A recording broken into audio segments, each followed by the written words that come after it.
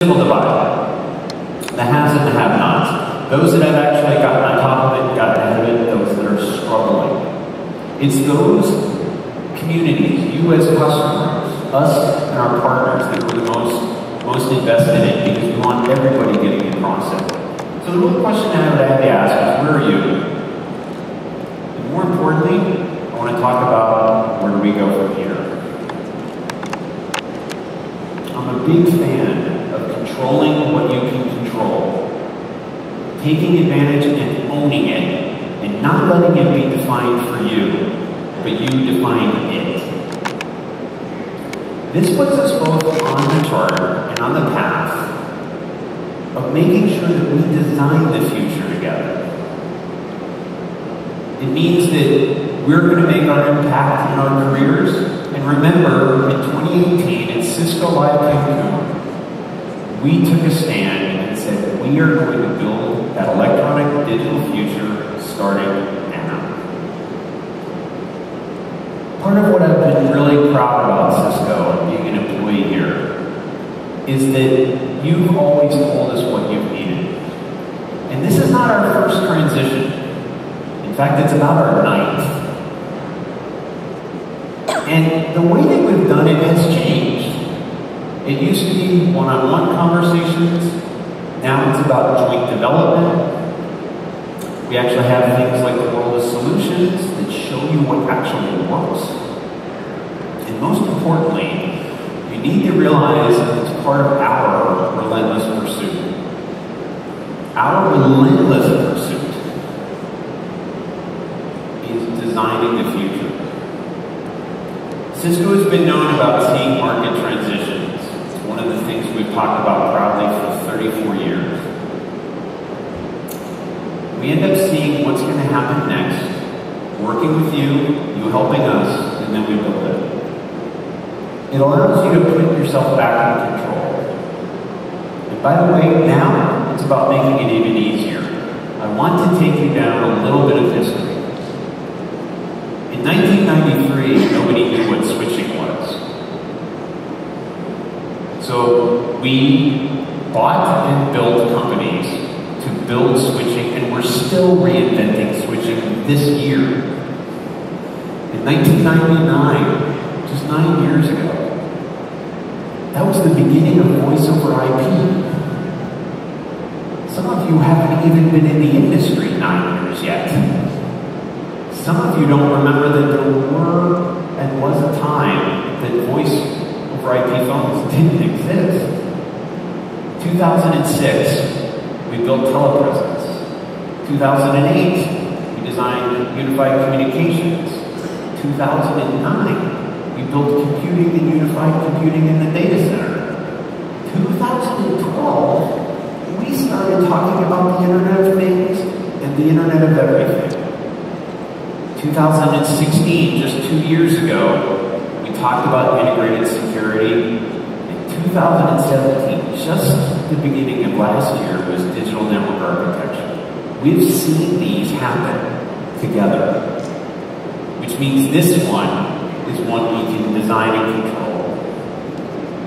We're basically delivering that intelligent platform because for you to be successful, it means first and foremost, we have to look at our imperatives. We have to see the things that make sure that we will build it well. Being prepared for that multi-cloud world. Enabling multi-cloud so that you can make choices on which cloud services you're using. Totally reinventing the way networking works. Re-engineering how we've built it, and we were the ones that have been the strongest leader in building it to begin with. We have to unlock data, the huge power in data. Data is a blessing and a curse. It's an incredible thing to have it, and it's an incredible thing to manage it. In fact, there's almost too much of it to manage it well. My personal passion is security is absolutely foundational because we're creating all of this for you to create meaningful experiences for your customers. All right, so what does it mean for you?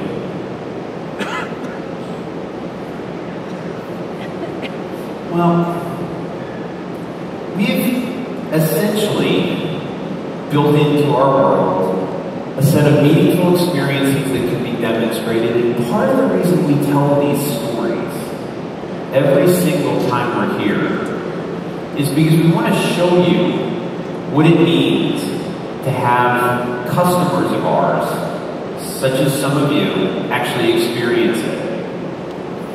And in particular, this one customer is one of our healthcare customers. This is a healthcare customer that wanted to talk and use telepresence for teaching.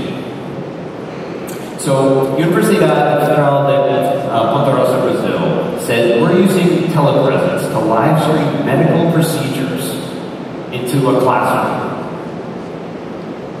I had to think about that for a moment, because I thought to myself how weird it would be if I was in the operating room and later on heard that I was video streamed into a classroom. Imagine that for yourself. Hopefully it won't be you.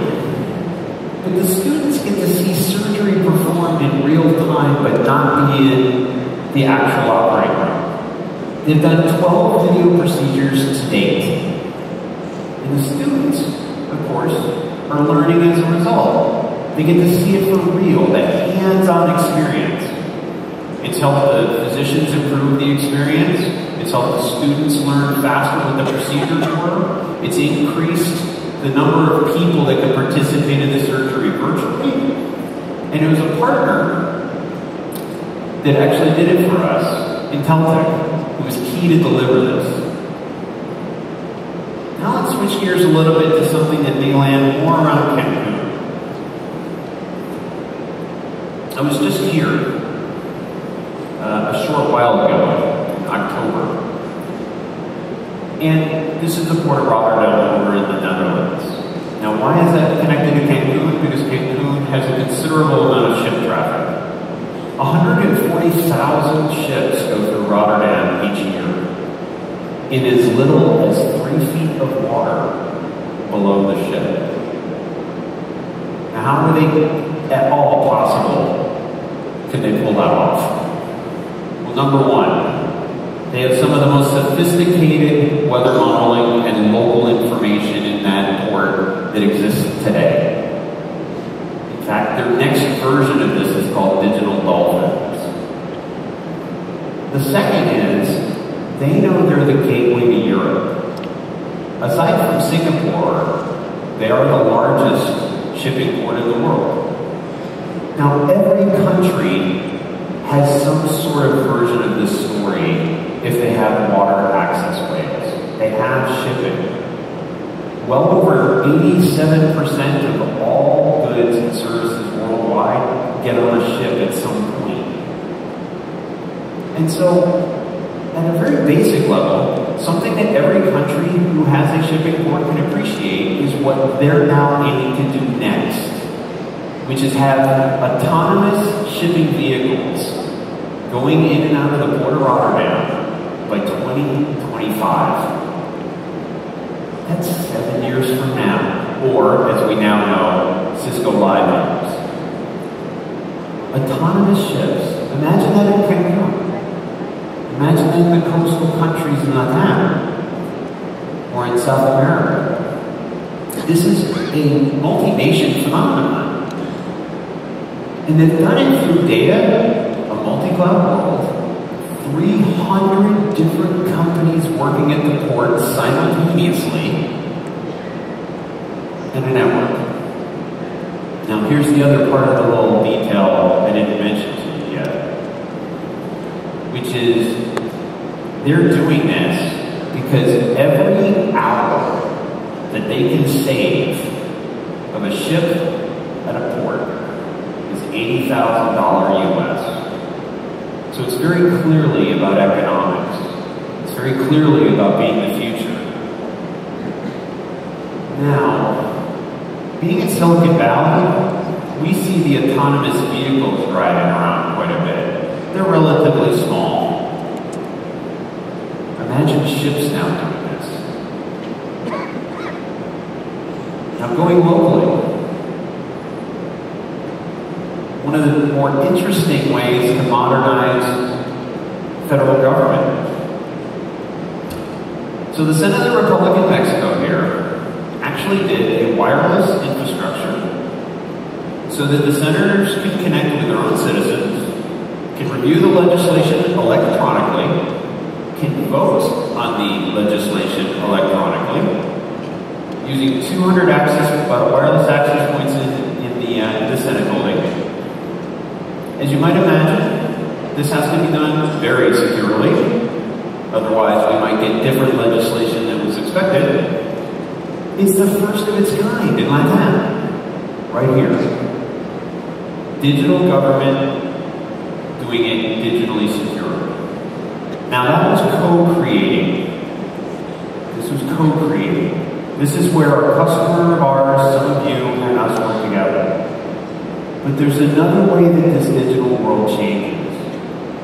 And it's when the digital world disappears temporarily.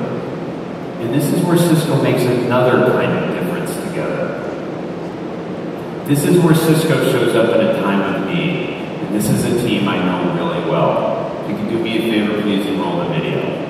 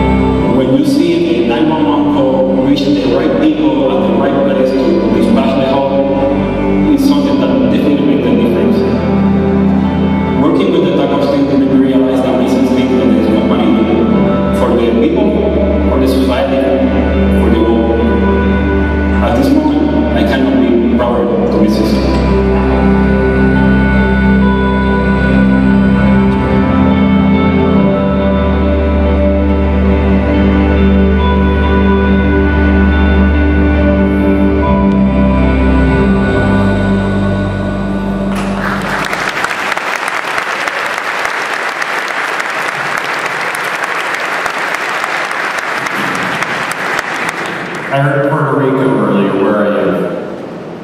Puerto Rico? Yeah?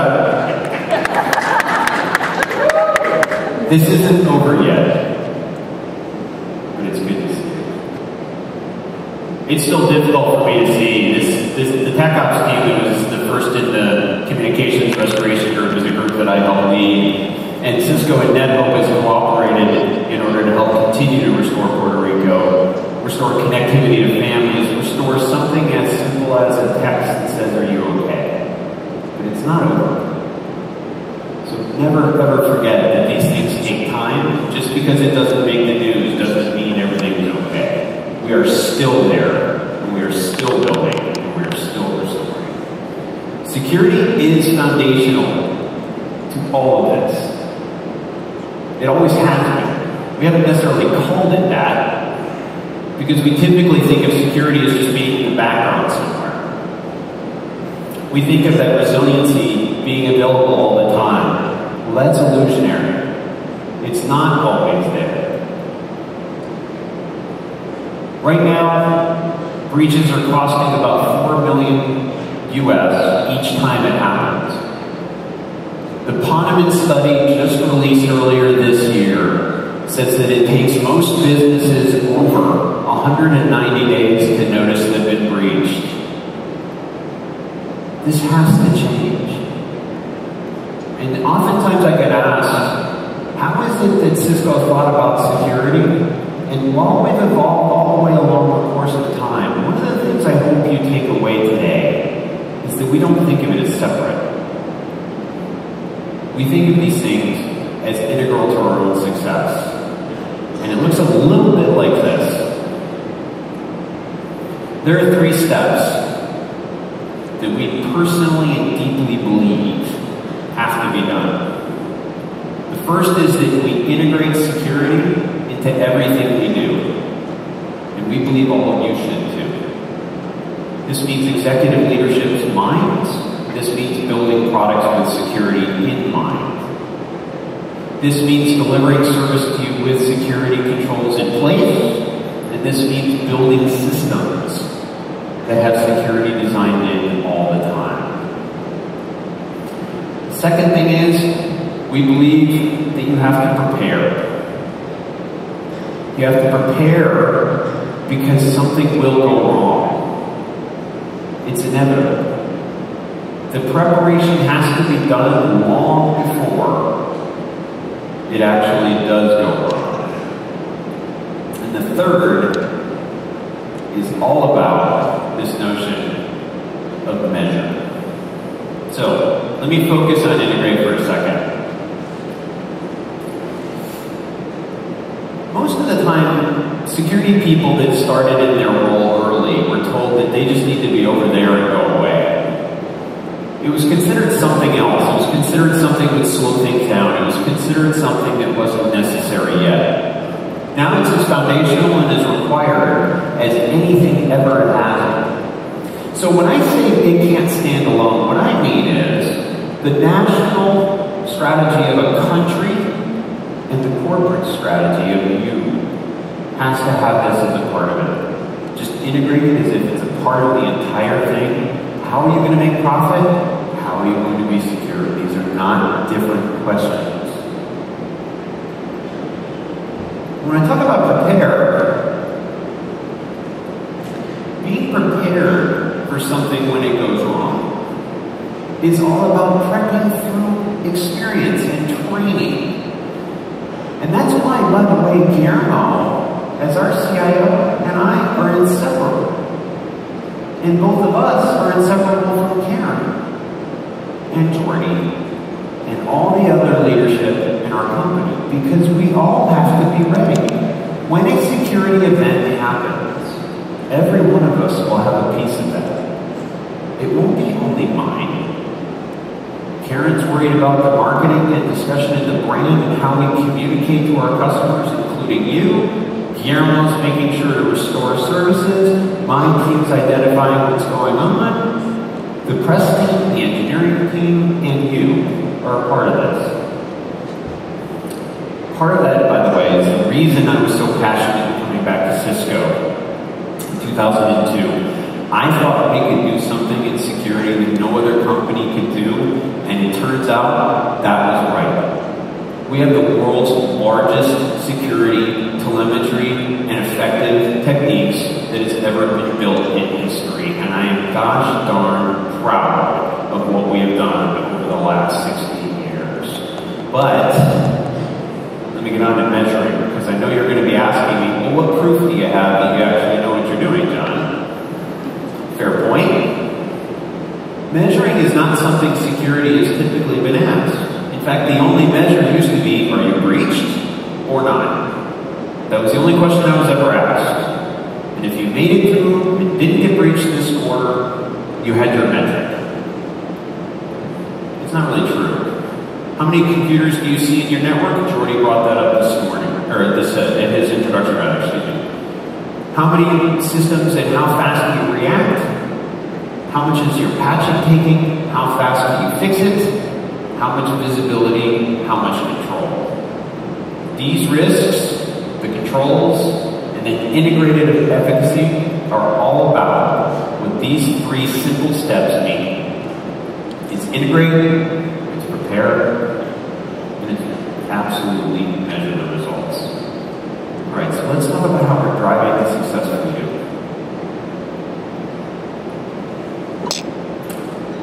Believe it or not, when I say I'm so proud of what we did, there's 4,000 people at Cisco that work on security every day. 4,000. Not quite as many as got here to Cisco Live Cake and joined me, but a good number. We have 350 threat intelligence professionals that study data all day long. You know them as Talos. We have 130 partners that we cooperate to share the global picture to protect all of you. That yields, by the way, almost 11 million installed agents globally trying to find a threat. There are 500 intelligence sharing companies that are participating with us. But that's just the security for security piece. We have a development life cycle that builds security into the products when they're built. Security over collab, security over routing, security over switching. It's built into everything. We've integrated it into the way we think. And then we've prepared in case we don't do it perfect. And then we measured it just like I described. This is how we see the world.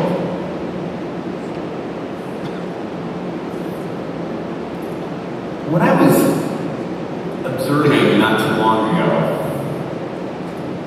was that we've been trying to see what you need first and get ahead of you, but now we're co-creating and co-developing that future. It's how Cisco has now focused itself with you, both partners and customers, to deliver what's next. Security is foundational to everything that we build now. We're building it together, and you, in your role, is to continue to guide us through it. The innovations that we have been building for 34 years are to transform and help you get through a non-digital world into the digital world of today and into the digital world of doing it tomorrow. The stories are because we want to show you that it's not just about selling you something. Karen and Jordy and I are trying to show you a side of Cisco we don't show nearly enough, which is how seriously we take this. How in the very, very notion of who we are, what matters to us, and how we've become part of our culture always, that we're trying to make a difference, that we're trying to get to the future with you together. We're doing this because this is who we are. As a company, as people in the company, as employees, as partners, this is our very DNA. It's also why we exist. We intend to continue to exist, to make an impact for you. We think we actually are still able to have such great success with you because you spend your time, because you trust us. And trust is a very, very delicate thing we have to respect. We also think that we do something pretty much a lot like what you've experienced because we've been going through exactly what you're going through. The last to industrialize, the first to digitize, is a perfect example of how us as a company, we're going through something you are too. We have a long tradition of this. Yes, we're 34 years young. Yes, we were built on networking as our history. But now we're 74,000 people strong. We have 26,000 engineers working on answers. It's over a third of our full workforce. There's 480 global sites that we have, 165 countries, We've been here in Latam since 1992. With 2,500 employees and 4,700 partners. We're here because we build partnerships for life. That's who we are. That's who you've chosen to be with us. And I think that's why you're here. I think you feel that. 45% of you, if I understand it correctly, if we have the math right, have not been to a Cisco Live before. Welcome. 55% of you have at least been to one of these before. Now I want to take it to something more personal. I want each of you to imagine a time when you're going some major change in your life. Maybe you're leaving home for the first time, going to college, getting married, having children, buying a house, leaving your country for your first time. It's something very personal to each and every one of you. Remember that moment. Do you think you ever went through it alone? You didn't. I didn't. I needed friends. I needed family. I needed other people. I needed people I could trust, people I could partner with. And that's what we intend to be for you in this transition right now. We intend to help you succeed. Because in the end, we're going to be co-creating this future together. In the end, Cisco and you are going to be the ones that decide how to take control, how to build it together, and how to get you into the digital world safely. It's about making an impact. We couldn't do it without you. We can't do it without you. We want to do it with you. That's why Cisco Live is in its proud 7th year, because together, you and I get a chance to do something not many people get a chance to do, which is to literally build the future together.